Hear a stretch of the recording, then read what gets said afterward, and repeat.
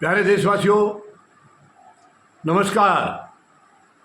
संतोष मलिक जी, जो आपके अपने मतदाता जागृति संगठन की राष्ट्रीय अध्यक्षा हैं, उन्होंने प्रधानमंत्री महोदय के जन्मदिन का कुछ आकलन किया है, वो मैं आपके साथ साझा करना चाहूँगा।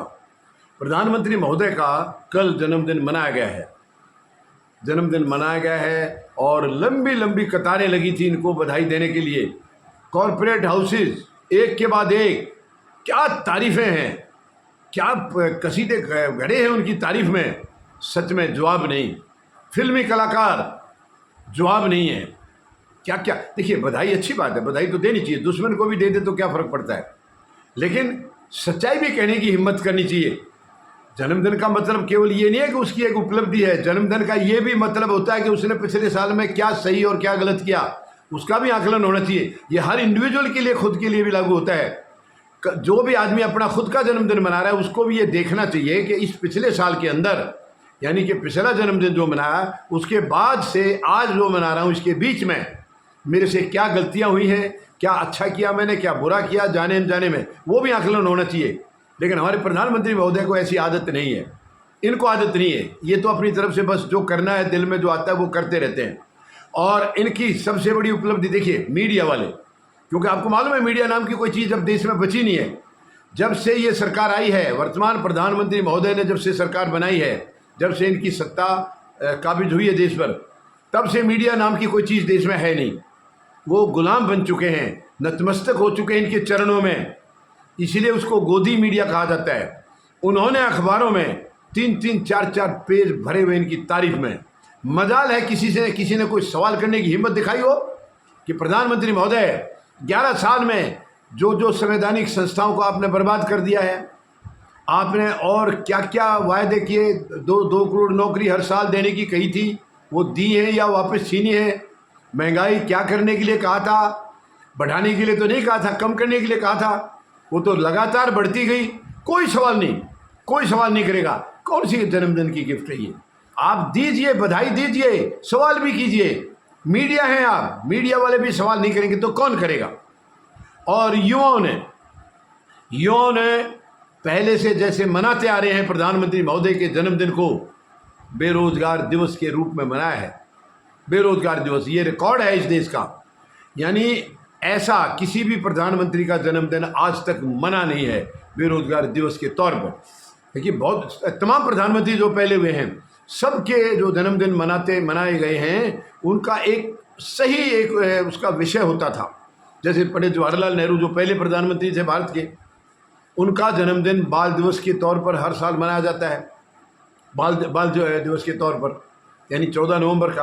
आप देख लीजिए, चौधरी चरण सिंह, उनका जन्मदिन 23 दिसंबर को होता है, उसको किसान दिवस के तौर पर मनाया जाता है। आप सभी का गिनती कर लीजिए, सबका कहीं ना कहीं अच्छे किसी चीज़ से जुड़े हुए हैं उनके जन्मदिन।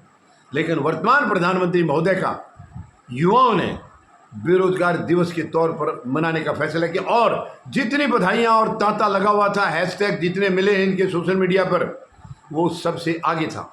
बेरोजगार दिवस की जो बधाई है वो सबसे आगे थी, सबसे ज़्यादा लीड कर रही थी। मैं समझता हूँ प्रधानमंत्री महोदय को इस जन्मदिन की गिफ्ट के बारे में सोचना चाहिए, आकलन करना चाहिए, अपने अंदर झांकना चाहिए कि जिस देश के युवा, ये खुद बोलते हैं हमारा देश युवाओं का देश है, हमारे देश का भविष्य युवा हैं, हमारे देश के जो युवा हैं वो भारत की शक्ति हैं, देश की शक्ति हैं, ये खुद कहते हैं। तो क्या वो दिखावा ही करते हैं? कोई उसमें सच्चाई नहीं है क्या इनके मुँह बोलने में? क्योंकि ये युवाओं को, ये मैं नहीं समझता कि ये मानते हैं कि वो देश की शक्ति हैं। अगर ये मानते तो देश की शक्ति को ये कमज़ोर नहीं करते, उनको बेरोजगार नहीं रखते, उनको धक्के खाने के लिए मजबूर नहीं कर देते। बहुत ही अफसोस की बात है। प्रधानमंत्री महोदय कम से कम जन्मदिन के उपलक्ष्य में इसी में सोच लेते, उन युवाओं की बात सुन लेते कि चलिए, आज तक मेरे से जो गलतियां हुई हैं मैं आपको नज़रअंदाज करता रहा, लेकिन आज मैं 75वें जन्मदिन पर ये कमिटमेंट करता हूँ। हालांकि कमिटमेंट आपका कभी कोई यकीन करेगा नहीं, क्योंकि कोई कमिटमेंट आपका सच्चा हुआ नहीं है। आज तक आपका कमिटमेंट सच्चा नहीं हुआ साबित, सब जुमले ही साबित हुए हैं। लेकिन फिर भी आप उनका ढांढस तो बता सकते थे कि मेरे प्यारे बच्चों, अब बेरोजगार दिवस के तौर पर मत मनाइए मेरा जन्मदिन, मैं आज से रोजगार की लाइन लगा रहा हूँ और हमेशा वो लगी रहेगी। कुछ तो बोलते हैं, लेकिन इनको फिक्र क्या है? मैं वोट लेने के लिए या तो ईवीएम मशीन हाजिर है या वोटर लिस्ट की धांधली हाजिर है, चुनाव आयोग हाजिर है। ये मैं कोई दोष नहीं लगा रहा हूँ, ये सच्चाई इस देश के सामने पेश आ रही है काफ़ी लंबे समय से। माननीय सर्वोच्च न्यायालय में भी केस चल रहा है। अगर इसमें कुछ भी नहीं था तो ये चीज़ें क्यों बाहर आई हैं? कुछ तो है, मैं कोई अपनी तरफ से दोष नहीं लगा रहा हूँ, कुछ तो है, इसलिए तो चल रहा है। तो खैर, प्रधानमंत्री महोदय ने आखिर जन्मदिन मना लिया है। अखबारों में खूब धूमधाम मची थी। किसी अखबार ने 3 पेज, किसी ने 4 पेज, किसी ने 2 पेज, किसी ने 1 पेज इनकी तारीफ में पूरा भर दिया। मगर मजाल है किसी ने सवाल करने की हिम्मत दिखाई हो, नहीं कर पाई। कोई अखबार सवाल नहीं कर पाया, केवल तारीफ, केवल तारीफ। और वो भी जानते हैं कि वो झूठी तारीफ कर रहे हैं। तो वो बधाई देने वाले भी जानते हैं, बधाई लेने वाले भी जानते हैं कि जो भी हो रहा है ये झूठ है, ये सच्चाई नहीं है। तो क्या फ़ायदा ऐसे दिखावे से?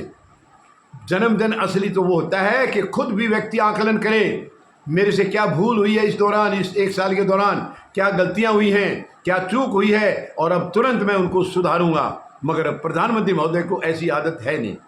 इनको केवल जुमलों में आदत है, उनमें आनंद आता है, इनका गुणगान करते रहें, कैमरे वाले अपनी फ़ोटो इनकी खींचते रहें, इनको जो है ना मीडिया में दिखाते रहें, बस वही शौक़ है।